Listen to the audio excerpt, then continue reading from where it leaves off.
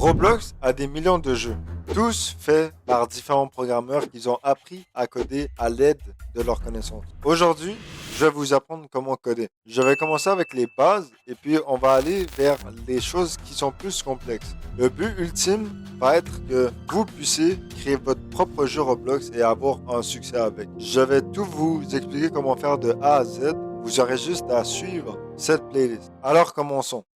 Aujourd'hui, c'est les bases. On va commencer par comment télécharger Roblox Studio. Si vous l'avez déjà installé, allez à ce timestop. Vous devez aller sur Create, puis vous devez aller sur Studio juste en bas, et puis Roblox Studio va être affiché pour que vous le téléchargez. Appuyez sur Download Studio et commencez le téléchargement. Maintenant, vous allez avoir une liste comme ça.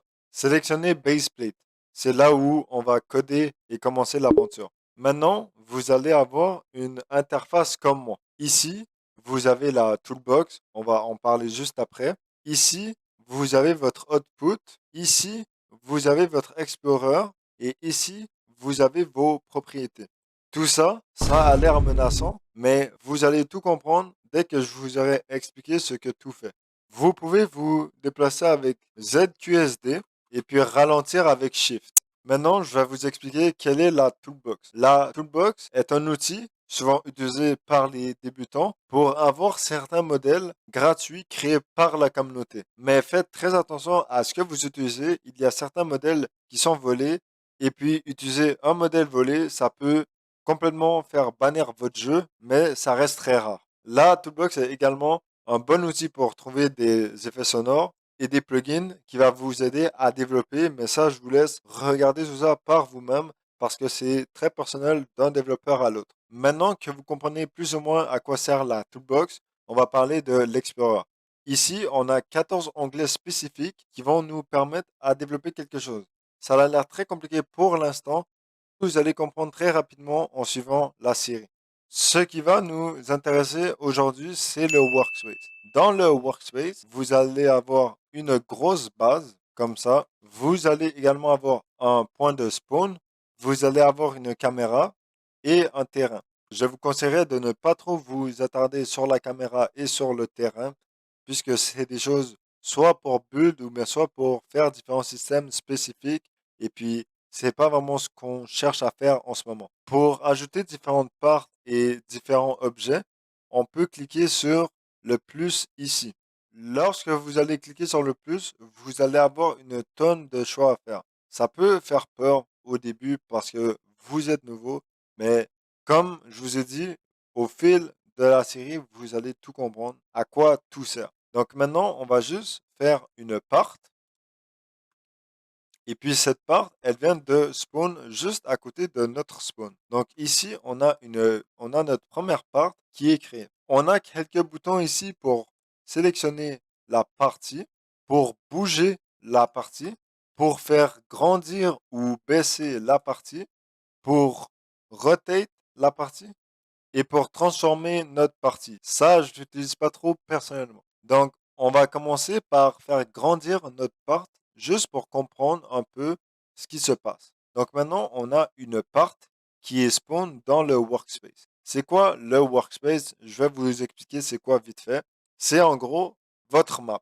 Votre map va être principalement dans le workspace. Je sais que c'est une série pour principalement script, mais on doit d'abord comprendre à quoi sert le workspace. Maintenant, après avoir sélectionné le scale, ou bien après avoir cliqué 3 et avoir cliqué sur ma part, je peux maintenant agrandir ma part dans les trois côtés. La largeur, longueur et grosseur. Alors voilà, on a créé notre première part. Ici, on a le nombre de studs qu'on veut faire grandir notre part. Et puis ici, on a combien on veut faire tourner notre part. Donc, on va essayer les deux. Donc ici, je suis à 0,1. Alors, quand je bouge ou je fais grandir cette part, ça va être 0,1. Mais si je mets 5, imaginons, je ne vais pas pouvoir faire grandir entre. Ça va être 10,49 et là 15,49. Ça fait juste s'agrandir de 5. C'est des bons de 5. Parce que ici, j'ai mis 5. Et puis, c'est la même chose pour bouger. Ça va être des bons de 5 ou du nombre que vous avez mis là. C'est la même chose pour tourner. Ici, ça va tourner de 1 degré à chaque fois. Et puis si, imaginons, je mets 90 degrés, ça va tourner directement de 90 degrés à chaque fois. Maintenant, je vais vous apprendre c'est quoi les propriétés. Donc, quand j'appuie sur sélectionner et puis je clique sur ma part, je vais voir plusieurs options dans les propriétés. Ici, on a la couleur de la part. On peut voir qu'elle change quand je mets ma souris sur une autre couleur. Ici, il y a le cache shadow. C'est en gros l'ombre de l'appart. Ici, on a la couleur en valeur RGB, donc c'est la même chose que changer le bricoleur, mais c'est un peu plus précis. Ici, on a le matériau de l'appart. Ici, on a la réflectance qui nous permet de agir l'appart comme un miroir. Donc maintenant, c'est un miroir. Ça va juste tout refléter en gros. Je le remets à zéro. Ici, on a la transparence de l'appart. Donc, plus que c'est élevé, plus que l'appart sera invisible. On peut la mettre soit complètement invisible, à moitié visible ou bien complètement visible. On a ici archivable. Donc, archivable, c'est si elle peut être copiée dans un script ou non, bref, c'est des trucs compliqués. Ça, c'est locked. Donc, locked, c'est quoi? C'est si je active lock et puis même quand je vais sélectionner select, je ne peux pas cliquer sur la part. C'est souvent utile quand vous avez des maps prédéfinies que vous voulez pas changer et puis que vous êtes sûr que vous voulez pas changer. C'est très utile parce que vous n'allez pas misclick et puis mettre la part n'importe où. Ici, il y a le nom de l'appart. Donc, imaginons, je peux l'appeler Jean-Louis. Ici, on a le parent. Donc, le parent de l'appart, c'est le workspace. Ça, c'est un peu compliqué. On va apprendre ça après. Ici, on a transform. On a la size de l'appart. Donc, quand je le mets plus grand ou bien plus petit, vous pouvez voir que ma size change. Donc maintenant, c'est à 25. Maintenant, c'est à 20. Ici, on a l'orientation de l'appart. Donc si, encore une fois, je change ça, ça va être 180 degrés, 90 degrés, 0 degrés. Vous l'avez peut-être compris, mais ça fait maximum 360 degrés. Ici, vous avez le pivot offset. Donc ça sert à changer votre point de axe au milieu. Imaginons, je mets 10, ça va seulement être plus loin et puis ça va faire en sorte que le point de axe est complètement différent et puis tu peux tourner ta part d'une différente manière. Il y a certaines situations en tant que builder que tu veux quand même activer. Ici, on a des Enable Fluid Force, donc ça, c'est quelques trucs un peu compliqués. Mais ici, j'ai le truc que je voulais vraiment vous montrer. C'est les propriétés que, en tant que scripteur, tu vas souvent changer. Ici, on a Can Collide. Donc, c'est quoi Can Collide? Can Collide, c'est si on peut rentrer en collision avec cette part ou non. Souvent, c'est à oui, mais si, imaginons, vous voulez faire une porte, imaginez-vous que ça, c'est une porte, et puis que quand tu passes dans la porte, pardon, une musique épique et tout. On met souvent Can Collide à non, et puis on met la partie invisible complètement. Comme ça, ils vont pas vraiment savoir qu'est-ce qui les fait commencer la musique, mais c'est juste eux qui traversent cette part, et puis ils sont rendus dans un donjon, imaginons. Et puis, ça met une musique parce qu'ils ont touché cette partie sans avoir à rentrer en collision avec. Je sais pas si c'était précis, vous avez compris, mais Can Collide, on va tester ça après. C'est juste votre personnage Roblox qui peut pas passer à travers une porte. Can Query, c'est quoi? C'est un truc un peu plus complexe. C'est avec Request Service. Euh, on va parler de ça après. Vous n'avez pas à vous en faire pour Can Query. C'est un truc un peu compliqué. Je me répète pas mal avec c'est un peu compliqué parce que j'ai pas envie de surcharger votre cerveau avec des informations que vous n'avez pas complètement compris. J'espère que vous comprenez. Ici, on a can touch, donc si le joueur peut touch la part ou non. Ça, c'est un événement Roblox. Comme je vous parlais avec la porte de donjon.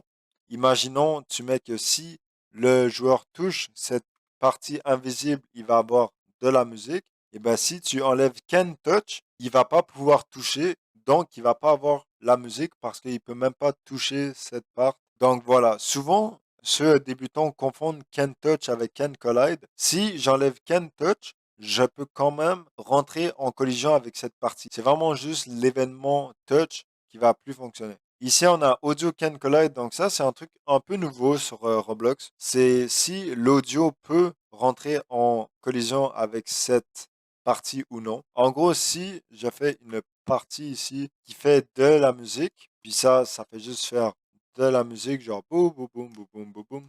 Et puis moi, je suis derrière ce grand mur, et ben, je vais pas l'entendre parce que Audio Can Collide est activé. Ici, on a les collision group, donc ça, on va apprendre ça après, mais c'est un peu comme Can Collide. Tu peux faire certains groupes.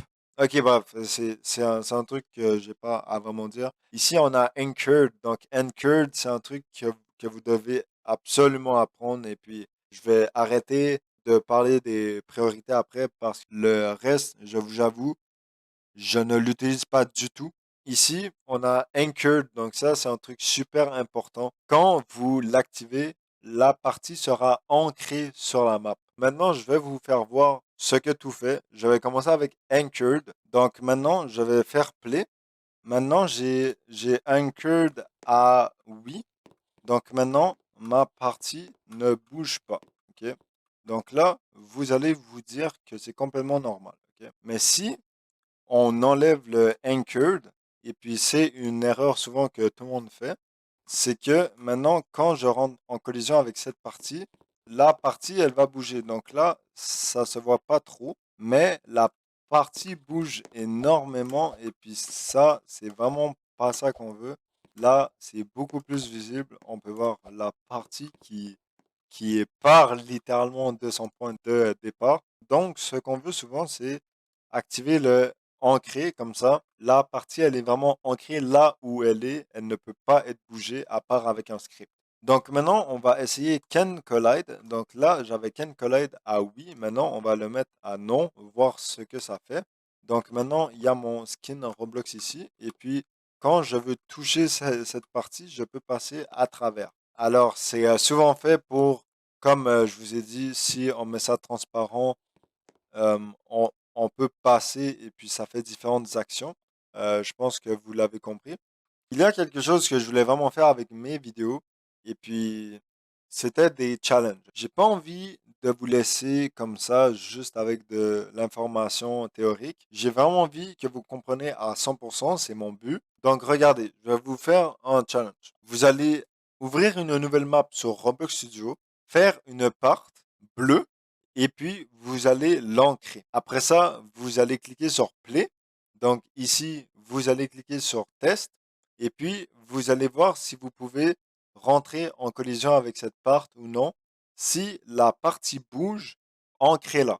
C'est votre seul but à faire en ce moment. Si vous réussissez à faire ça, écrivez dans les commentaires j'ai réussi et puis je vais être très content. Pour l'instant, je vous revois pour la partie 2 qui va être aussi light, mais avant, je vous vois déjà, faites le challenge. C'est très important. Pour absorber les connaissances, faites le challenge. Bref, je vous vois à la partie 2 pour apprendre comment être expert en scripting.